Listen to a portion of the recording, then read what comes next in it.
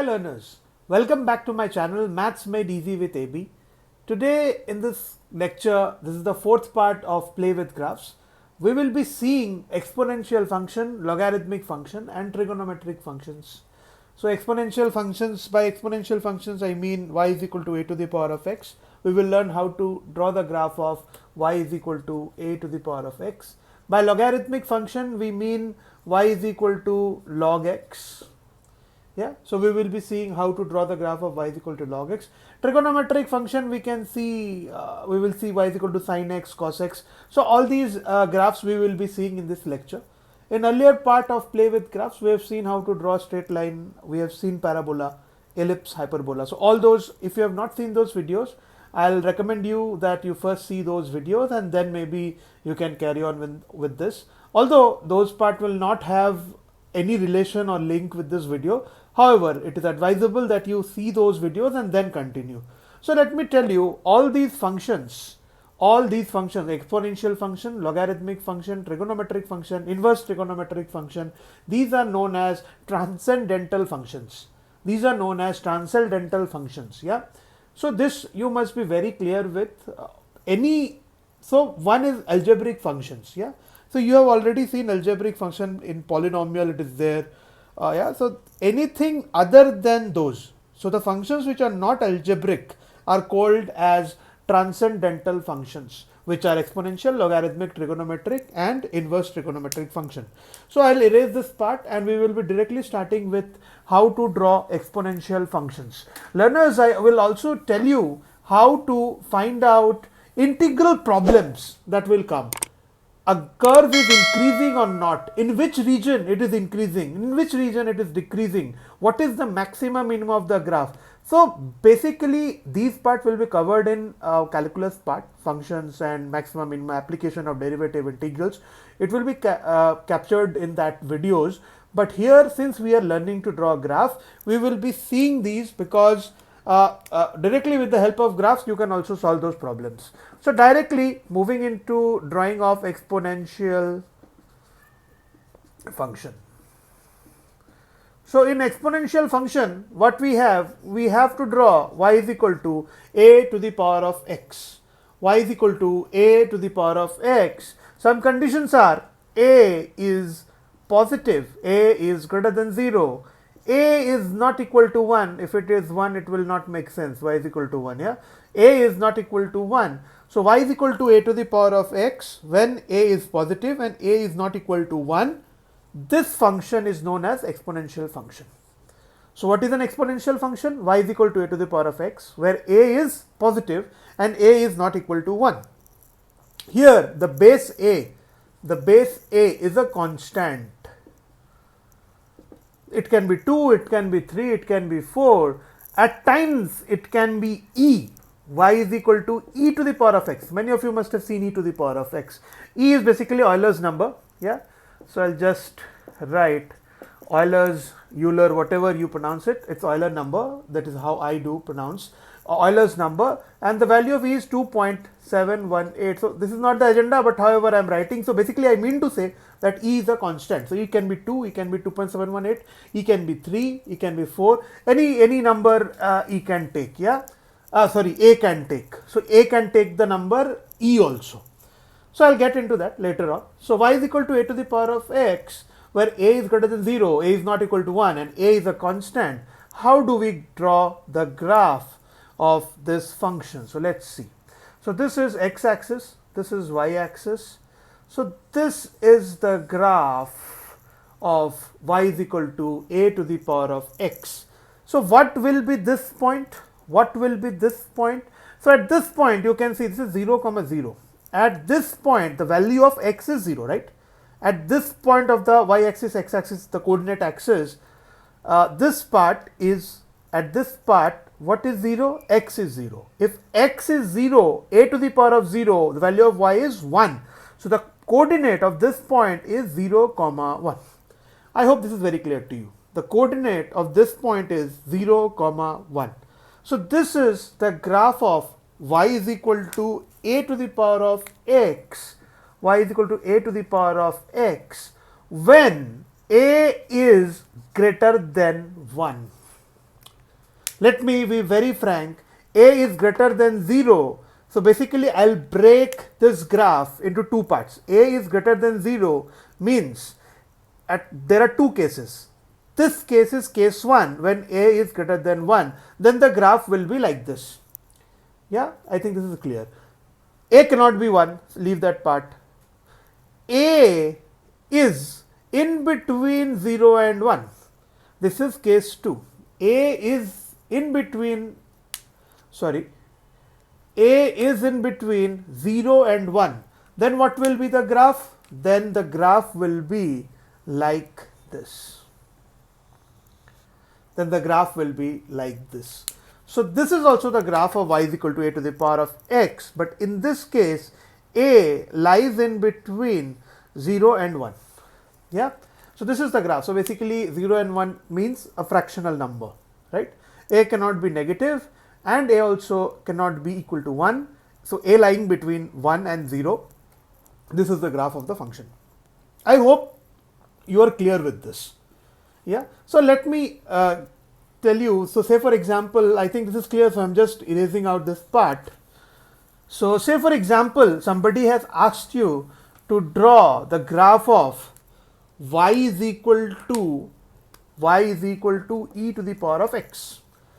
So that will be which graph? Y is equal to e to the power of x. Here you see the value of a is what?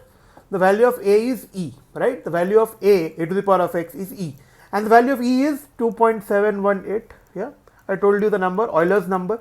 So this is a meaning greater than 1. So if a is greater than 1, what is the graph of the equation? This is the graph of the equation. Yeah, this point is always, this point over here on the y axis will always be 0, 1. Clear? And this is the graph of y is equal to e to the power of x.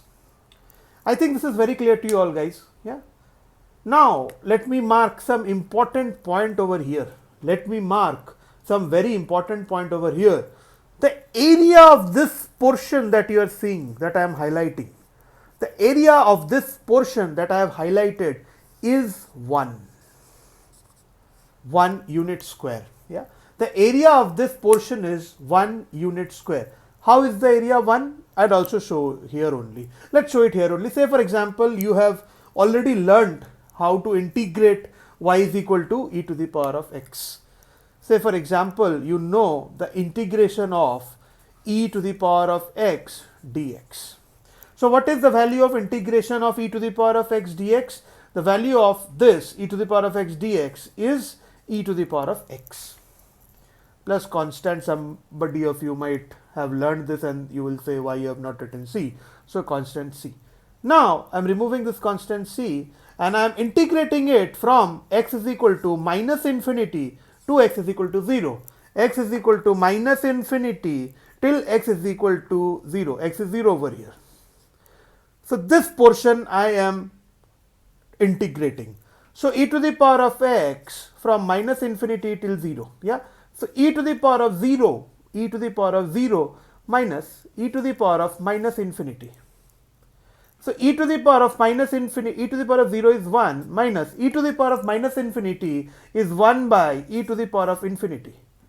Now see this part. This part is very big, very big, infinite, 1 by infinite. So this part will be what? This part will be 0. So the value is 1. And you know, if you don't know, just remember the area under the curve is also the integral value of that function.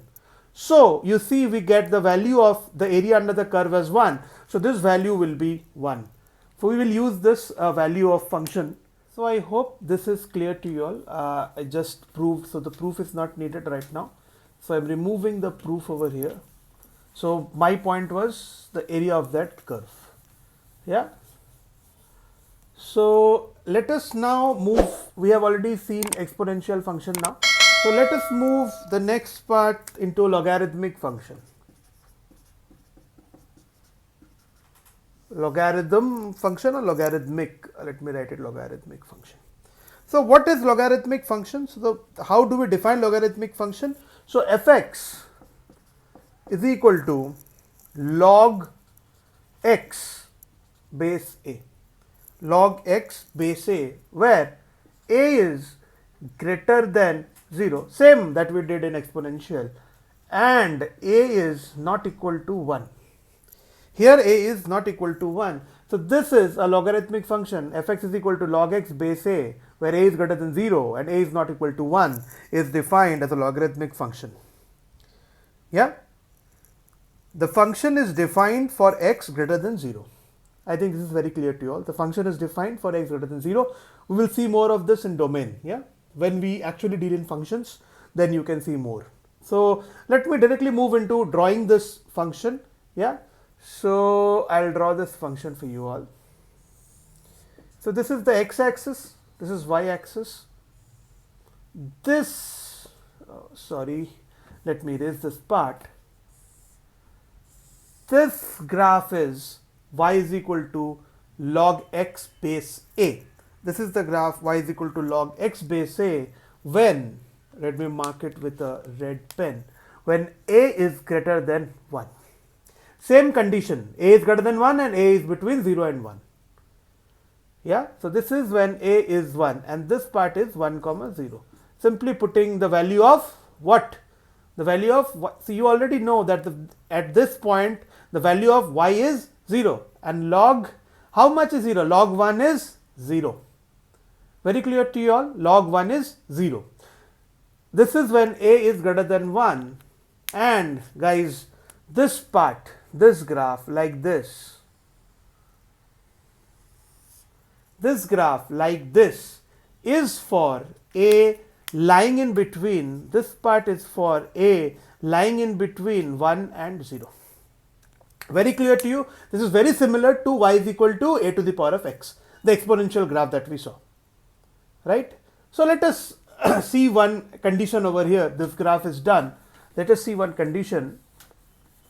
So y, say for example, somebody has asked you, draw the graph of y is equal to log x base e. The value of a is what over here? The value of a is e. It means again e is greater than what? E is greater than 1. So the graph here will be which one? This. This is x-axis, this is y-axis, this will be the graph. This is 1 comma 0. This will be the graph of y is equal to log x base e. Now guys, let me tell you that this graph was symmetrical to y is equal to a to the power of x graph. How it is symmetrical, what it is symmetrical, we will deal with that later on. But see, by symmetry, this area that I sketched over here, the value of this area will be 1.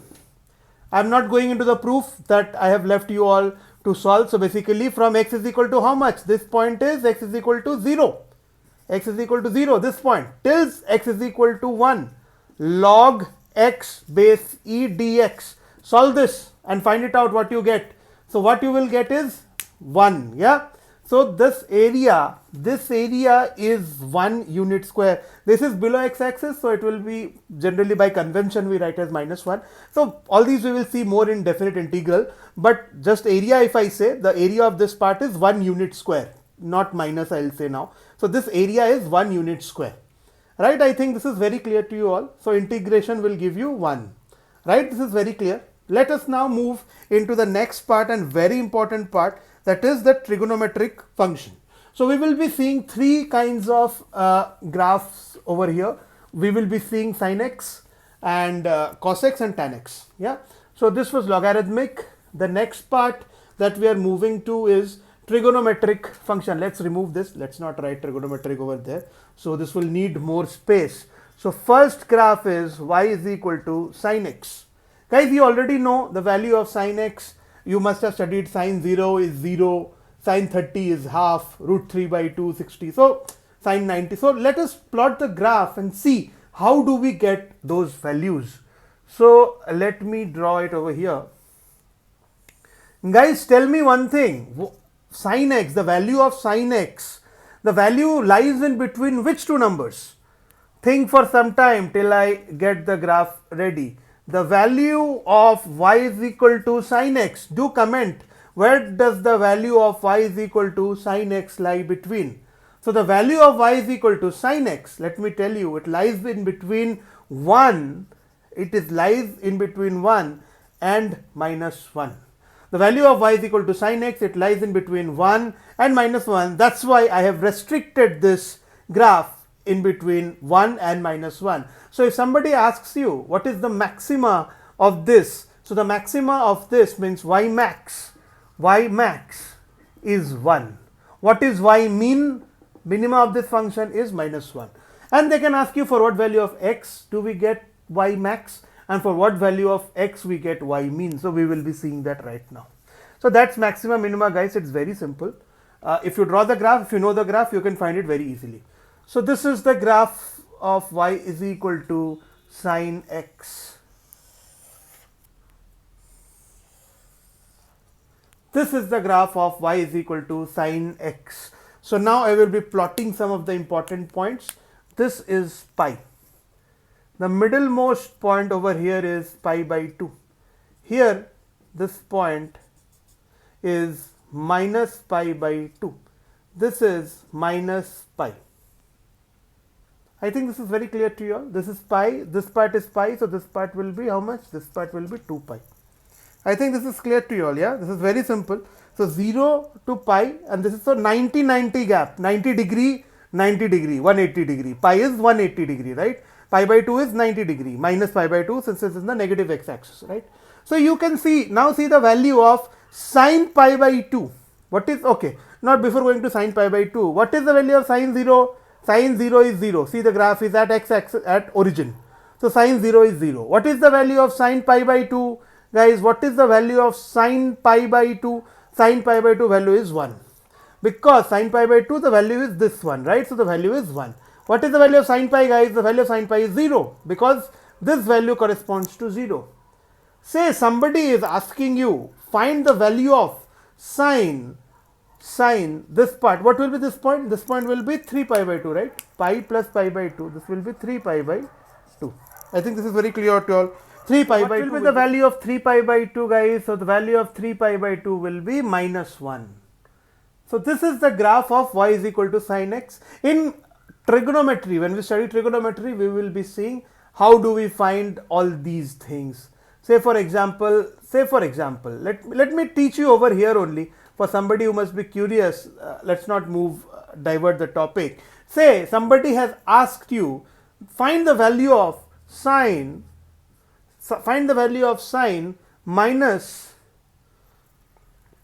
say for example, let's 90, 120 degree. Sine minus 120 degree. So guys, where will minus 120 degree lie? Guys, where will minus 120 degree lie? So this is 0 degree. So this will lie in this side. This is minus 90 degree, guys, right? This is, let's remove pi and make it simpler. So this is minus 90 degree, guys. This is minus 180 degree, guys. Where will be minus 120? So 90, 180. So somewhere in the middle, you will be getting what? Minus 120 degree, right? So 90 plus 30 will give you 120, plus 60 will give you 180, right? So let's mention 2 points over here, 2 important key points. So one is 150. So one is how much? 150 degree, and another is 120 degree. So both will lie in between this. Let me draw the graph. So one is 120 degree, one is 150 degree. So 150 degree, the value will correspond to this. 120 degree, the value will correspond to this, and 90 degree, the value will correspond to this, which is minus 1. Right, guys? So this is 120 minus 120 minus 150. I think this is very clear to you all. Now understand one point. This is 90, guys. What will be over here? There will be a point which will give you how much? So let me mark it this way. There will be point that will give you this. There will be a point that will be over here. So this is, guys, 30 degree, minus 30 degree, and this point is, guys, minus 60 degree.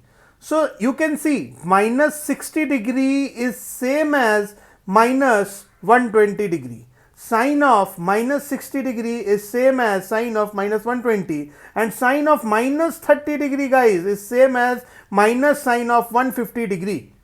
And what is sine of minus 30 degree? It is minus half.